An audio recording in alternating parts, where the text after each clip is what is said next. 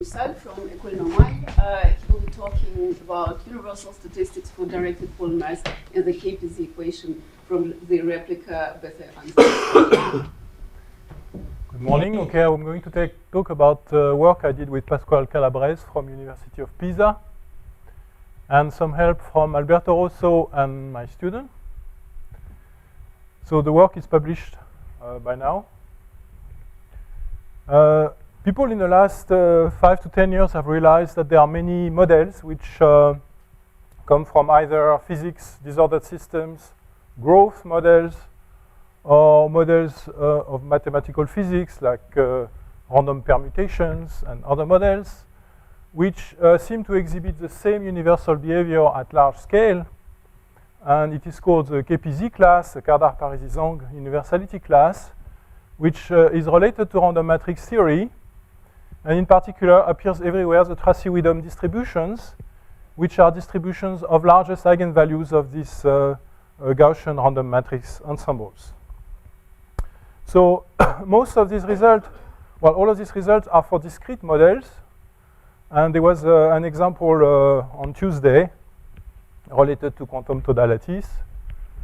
There was a talk here, and what we have done is to provide a solution directly for the continuum KPZ equation and for the continuum directed polymer problem, which is valid at all times, and at large time you can see how universality is attained.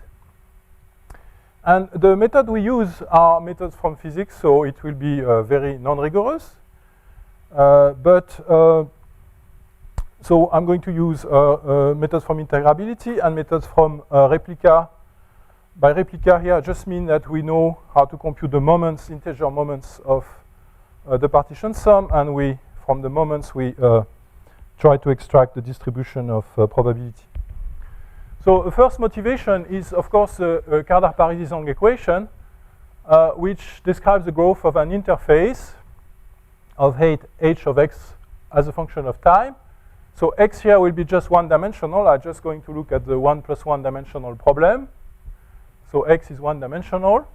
The growth has a random part, noise, which comes, for instance, from random deposition.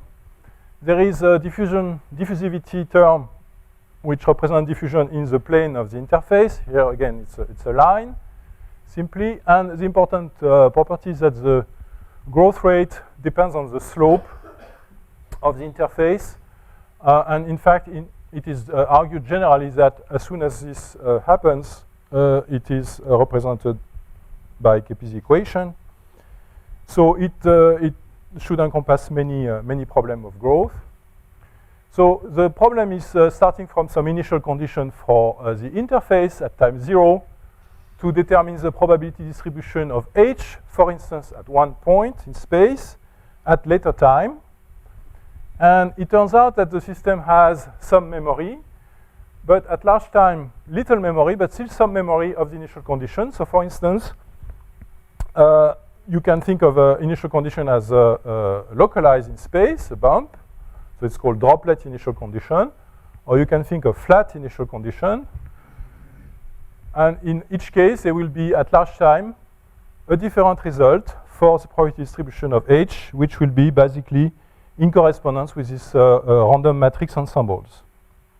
So another interesting application, which is more closer to the focus of the workshop, is to two-dimensional localization. So if you think of the Anderson model in 2 dimensions with random on-site disorder, and you look at the conductance between 2 points separated by distance L, deep in the localized phase, so for large L. In 2 dimensions, you know that there is localization. There is, of course, a part for the log of the conductance which grows linearly with L, and that defines localization length.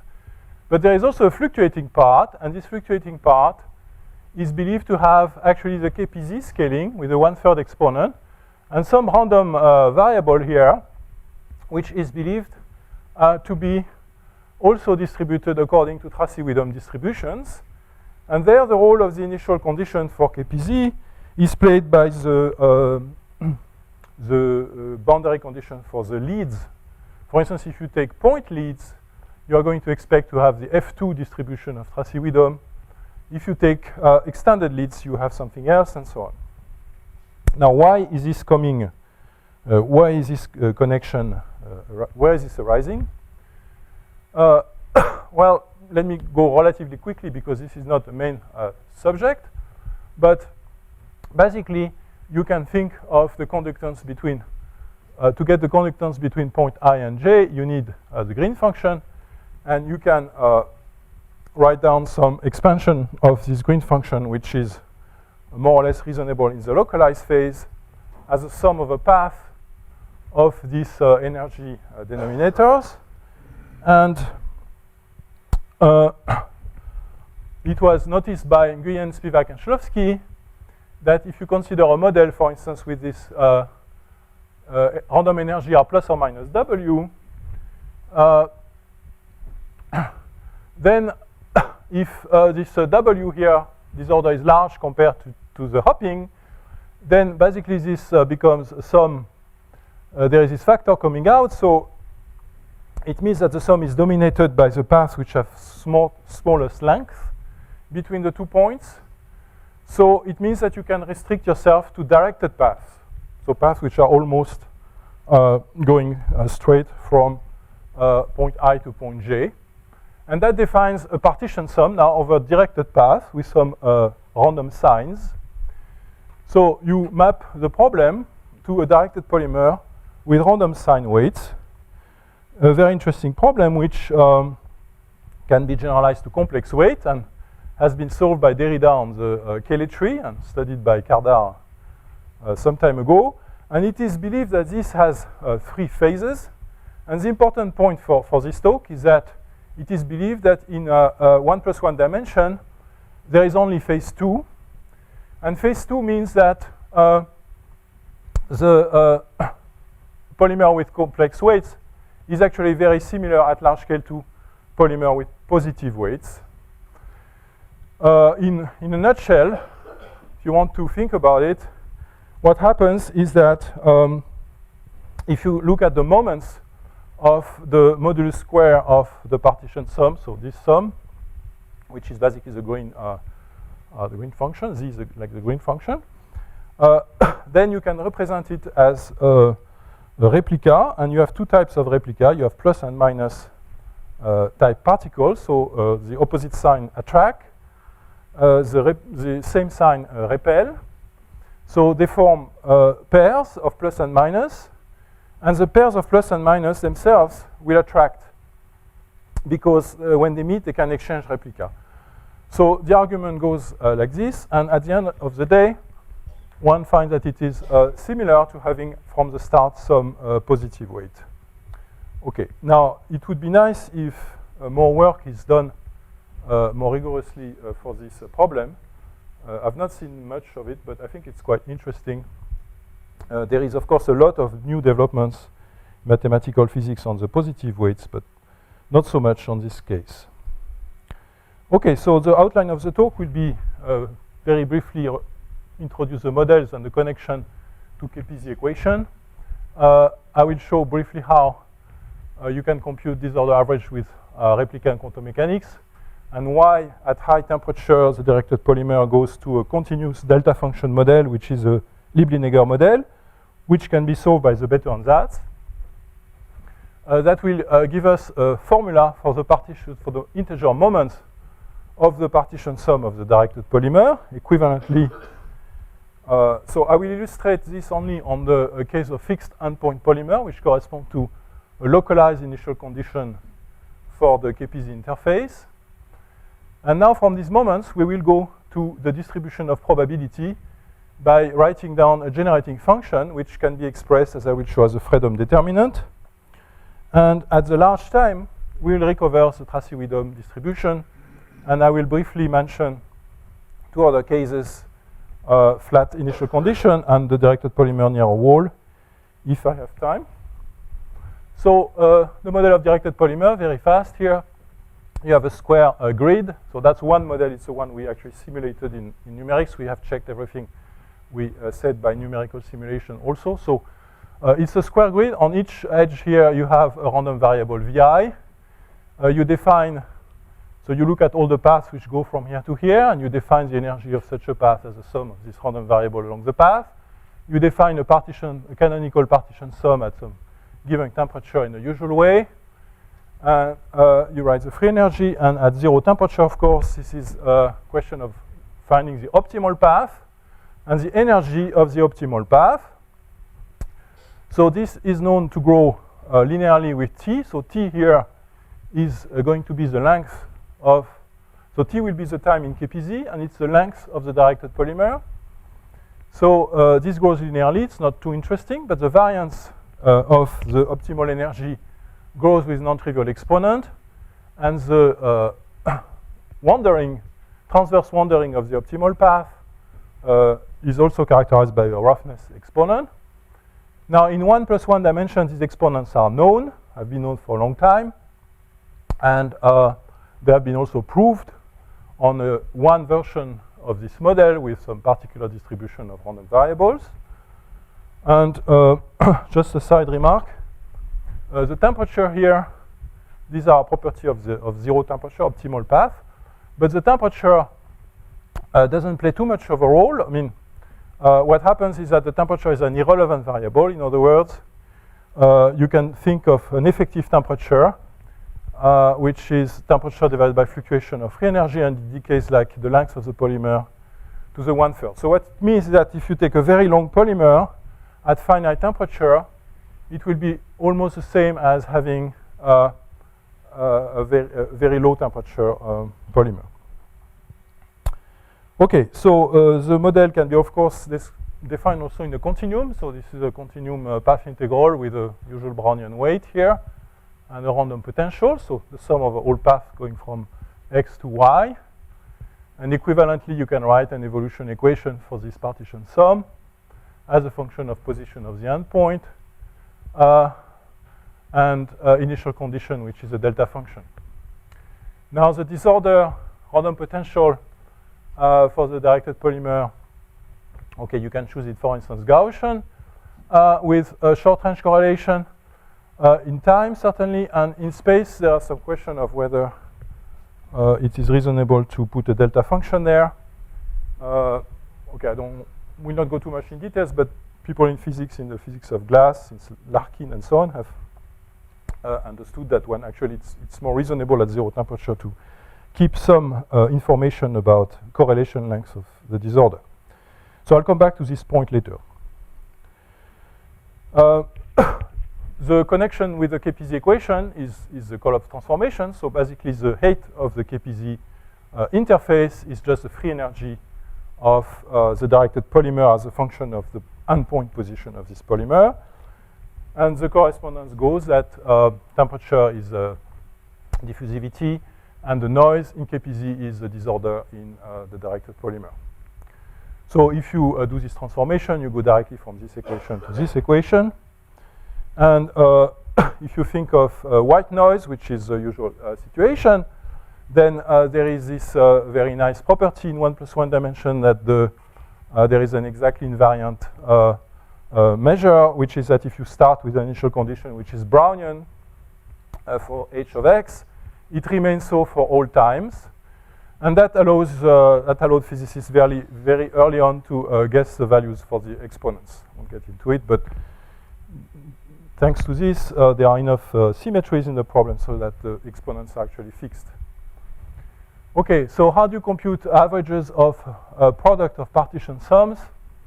That's what we are going to do now for various endpoints, for instance.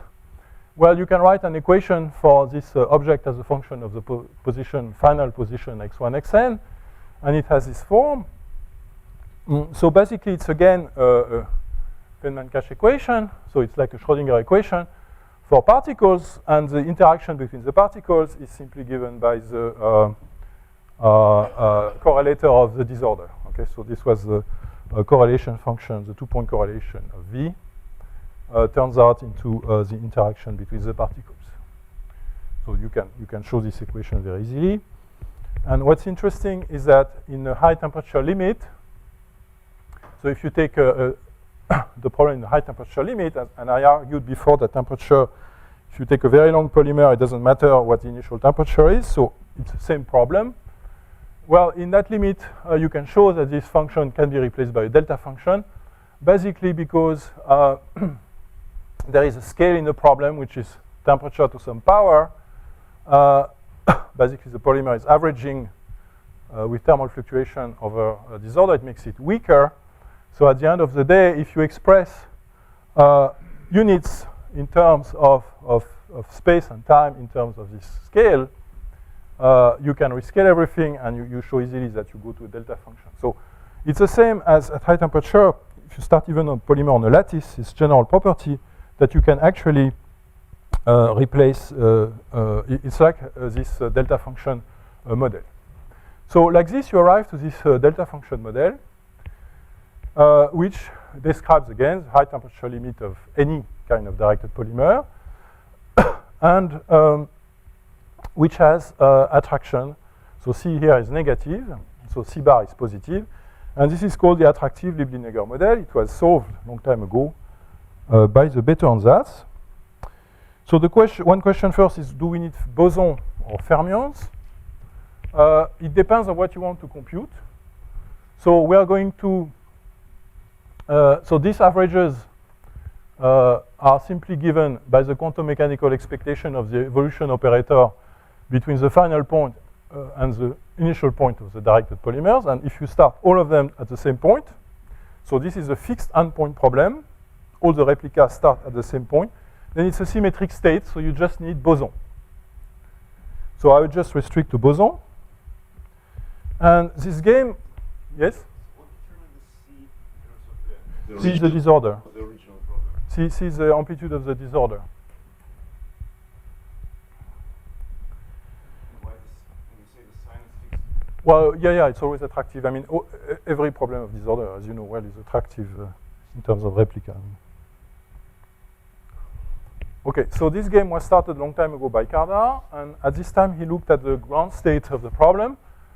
Since you have boson with attraction, you have bound state, and you can write down the wave function. I'll come back to this later. And the energy is growing, the binding energy of this n boson is growing like n cube.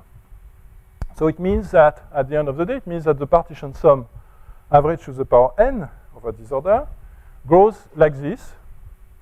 So very rapidly, and one question has been, can it be continued analytically in n? The answer is no, but what is interesting, I'll come back to it, but what's interesting is that this can be actually related to the tail of the distribution of the free energy. So for later use, the free energy of the directed polymer as a part which is just not interesting, is growing linearly with time, and then there's a part going like time to the 1/3, which has this distribution. So this small f will be reduced free energy, and this parameter will appear everywhere. It's time to the 1/3. So when you go to large time, we're going to see later on that there is a P of f will have Tracy-Widom distribution, which has this type of tail. And this type of tail, you can see easily that it will produce this. Okay, so Kardar result in 87 at least is now clearly consistent with the tail of the distribution of the free energy for large negative free energy. So Derrida and Brunet looked again at the problem on a cylinder. There you can actually do the analytical continuation in n. So they looked at large, very, very long cylinder, large time for fixed cylinder size.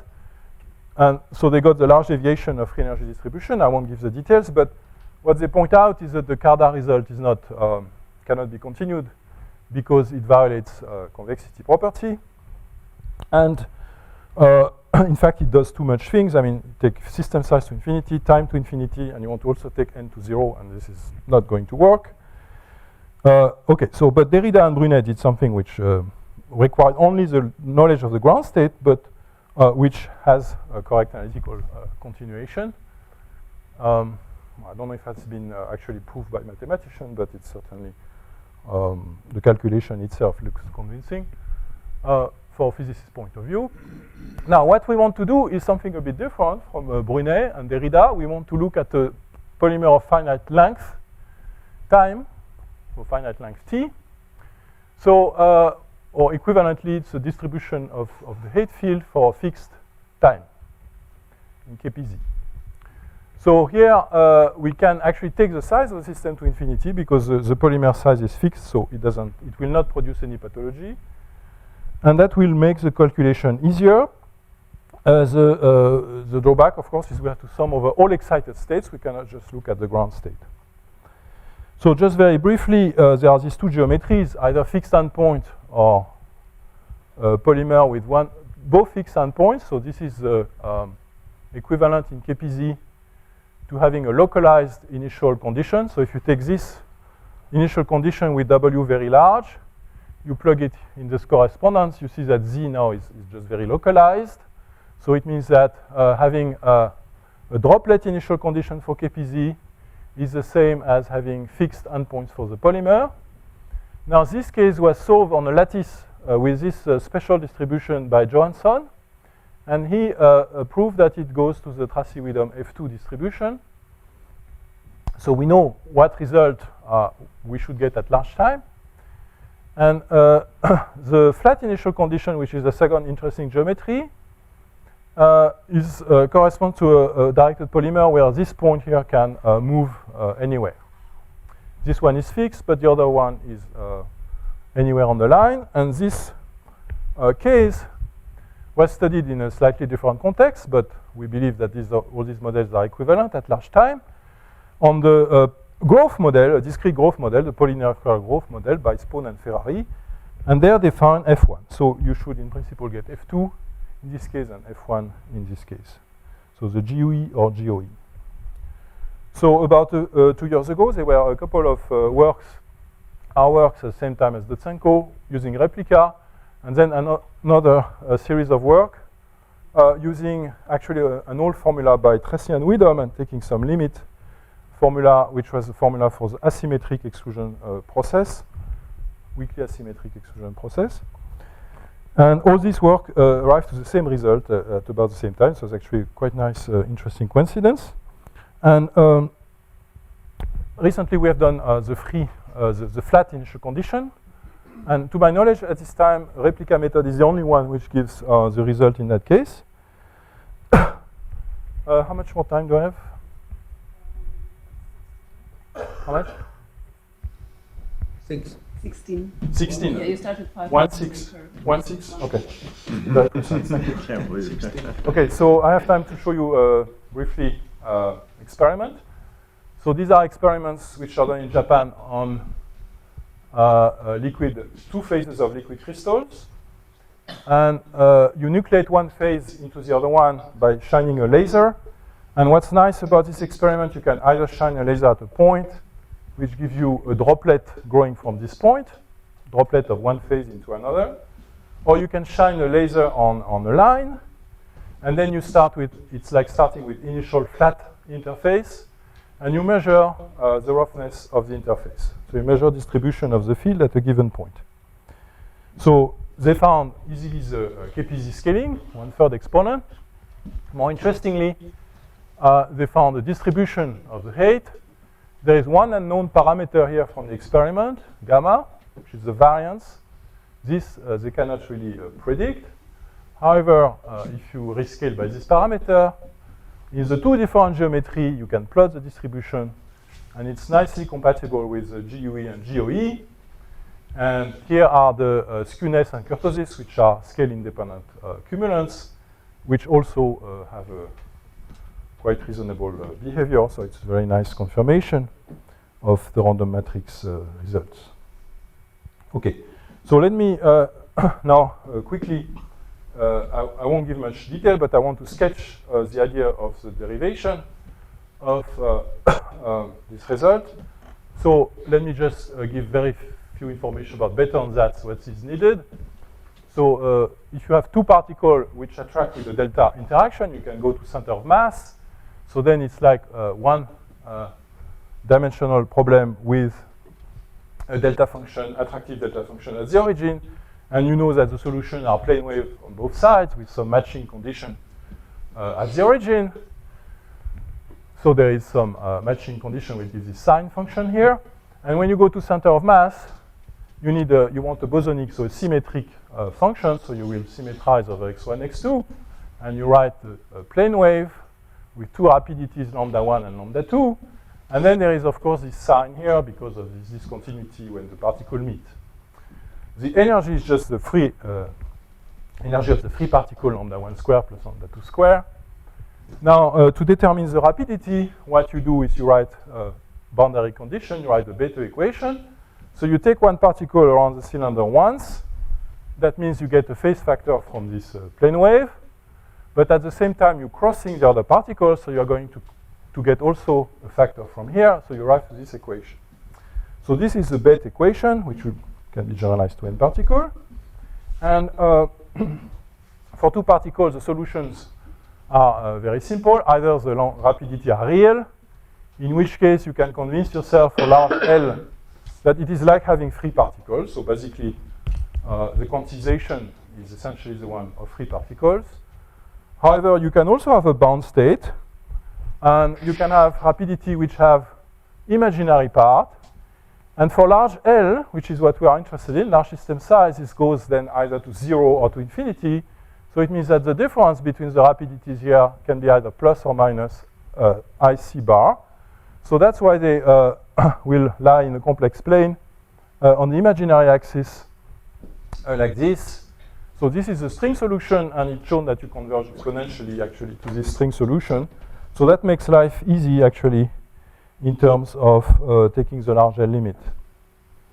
Okay, so this construction, as you know, is repeated to arbitrary number of particles for integrable model, like the Liebling-Neger model.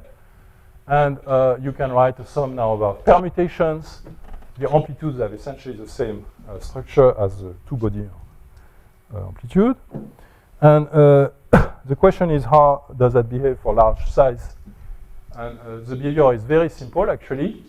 The structure of all the eigenstate is very simple. What you need to do, so any n number, total number of particles, you just need to partition this number into strings or bound states. So you distribute your particle into a certain number, ns, of bound states, which have essentially the same structure as the two particle bound states, except that there are 3 or 4 particle bound states, and so on. So they have this imaginary rapidity plus a global center of mass. Okay, so you have bound state with some center of mass momentum, and you distribute simply your particle in this bound state. The energy of the bound state is just this cubic form as before, plus a kinetic energy. So since the structure of the excited state is simple, one can hope maybe to write down this summation, which would be give you the expectation of the evolution operator between fixed endpoints. So for that, what do you need? You need the wave function at the origin, or at coinciding points, and this is trivially factorial n. I mean, you can see it from the above formula. The more difficult part is that the wave function I showed you are not normalized, so you need to compute their norm. And this was done not too long ago by Calabrese and co, who arrived to this very nice formula. So if you know, if you have certain number of strings with m particle in each and momentum k, you can compute explicitly by this formula the norm of this state. So we just had to put everything together, and we have a formula for the nth integer moment, which contains a sum over possible number of strings from 1 to the number of particles, all possible ways to distribute these particles inside the string, each string. And then we have this exponential of the energy times time term. And there is a norm, inverse norm of the string here. Okay, so now it's very nice, but we would like to continue analytically this to arbitrary n and to extract the distribution. So we made numerical checks of this. I won't get into the detail. So how do we try to extract the probability distribution of z? Well, we were going to write a generating function which will have this form. So x here is just a parameter. Okay, it's not space, it's just a parameter x. Lambda, again, is this t to the 1/3.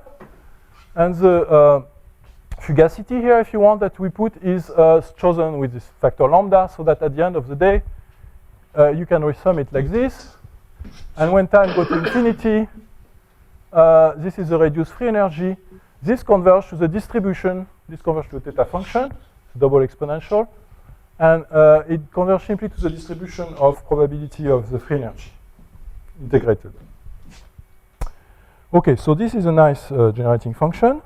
And it turns out that if you write it, now we can freely sum over a number of particles because we are summing over all possible number of particles. So now we can reorganize the sum over a number of strings, and we can rewrite it like this. Pierre, I have a couple. So are you using replicas here, or are you just... No. So when I say, okay, so it's not infamous n going to zero limit. I'm not doing anything like this. Yes. I'm just from the moments computing a generating function. Yeah, okay. Could you say what the strings are again? So, sorry? So these strings are, well, basically, strings are just a partition of n into integer, so that you have this sum. Yes. So that's the number of particles in each string. String are bound state, okay? And each string has a momentum k. Okay? So you need to do integration over momenta and summation over number of particles in each string. But why do you use only bound states?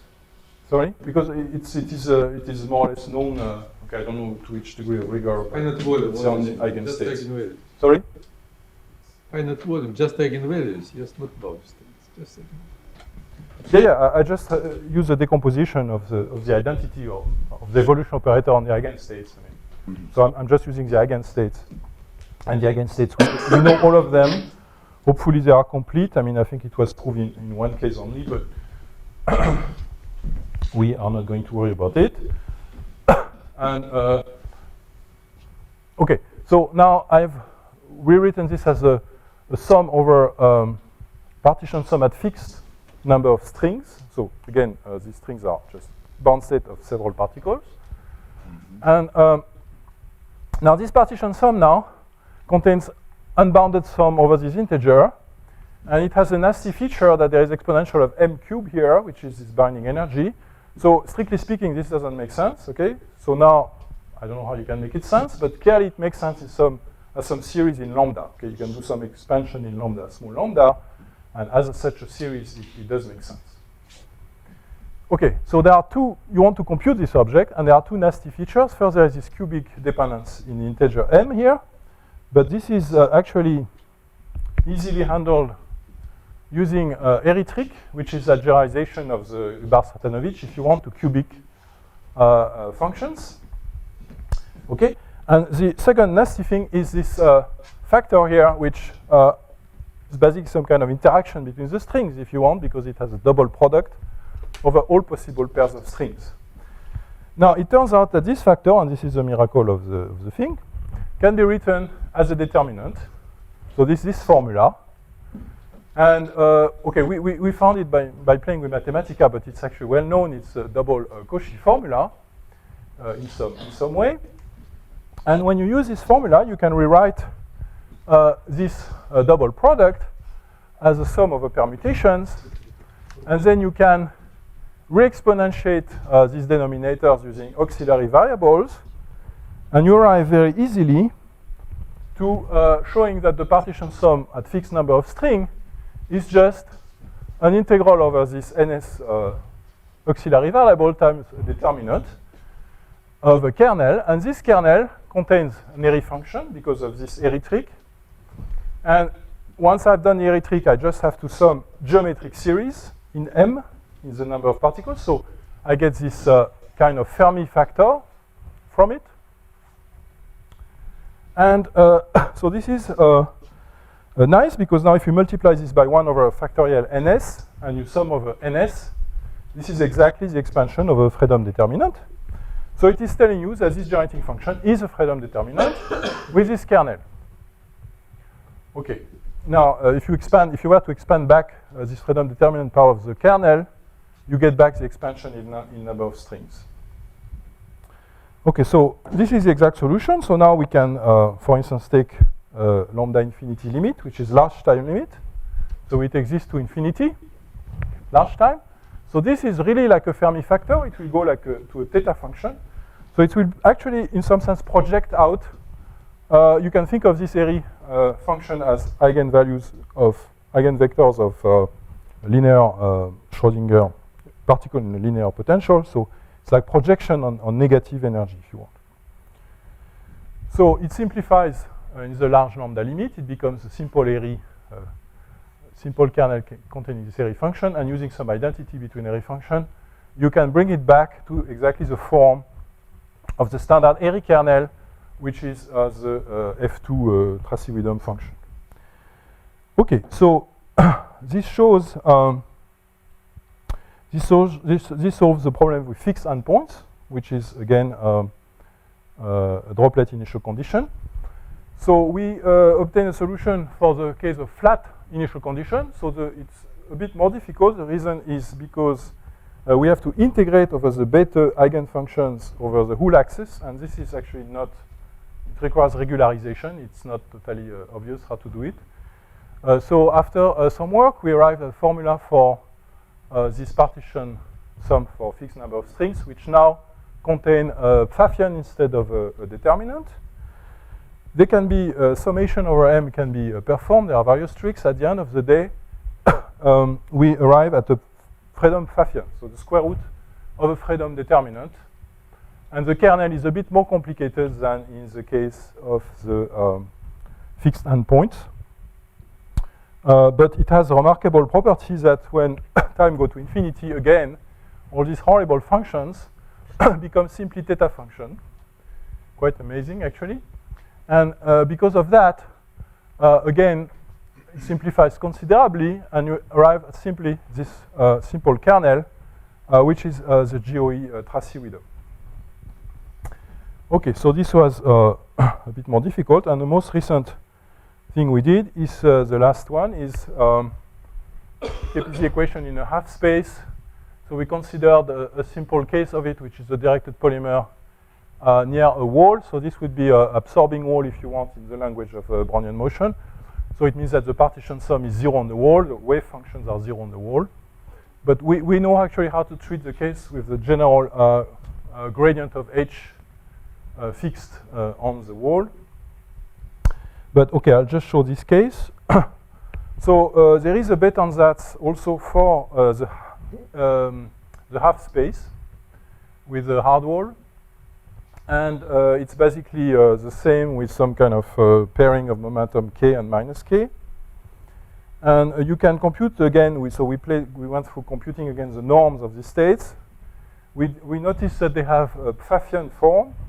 So at the end of the day, we get Freedom Pfaffian for the generating function of the probability. Freedom Pfaffian, so square root of a Freedom determinant. And the kernel is very similar to the kernel for the full space. So I'm fixing the two endpoints, but the polymer here can only go on one side. So this is the result. But now if I remember the previous result, where the polymer could go anywhere with fixed endpoint, this was just a Fermi-like function. Here it's a bit more complicated. The other nice aspect is that it is a square root of a Freedom determinant, which means that the square of it is a Freedom determinant, but the square of it is just two independent half spaces. Okay, so it would be a relatively natural problem to look at also, and there is this bound. So in other words, if you consider the polymer, the two half spaces, you know that the energy has to be higher than on the full space. So you have this bound on the two. Okay, so what happens at large time? And I will be finished very soon. What happens at large time for lambda going to infinity? This simplifies again. It's not just a theta function this time. There's additional structure, probably because of the wall, and but it's still simple. And at the end of the day, again, it's simple, and it goes back this time to F4 distribution. And we have checked numerically that this was the case at high temperature, at low temperature, and so on. So, of course, the consequence, immediate consequence, would be to predict that if you have a two-dimensional localized phase, deep in a localized phase, and you have, for instance, a sample with an edge here, you put contact near the edge, you should see the F4 distribution for the log of the conductance. And a few days after we said that to Miguel Ortuño, he came back with this curve. So they actually checked the prediction, and it seems to work pretty well. Okay, so let me just conclude. We have solved a continuum model with delta disorder for directed polymer and KPZ noise. We have obtained a solution for arbitrary time. Why is it interesting? Because it actually describes, it's not just a long time limit, which was in some sense already known, at least in the two first cases, but the crossover, it describes the crossover if you have either high temperature for the directed polymer, or if you have weak noise, large diffusivity for the growth problem, you have a full crossover function, which is given by our result. So either from Brownian to this glass at large time, or from this Edwards-Wilkinson growth, which is Gaussian growth of the surface, to KPZ growth. Okay, and there are some consequences for localized 3D localized system, which I think are still need to be explored in more details.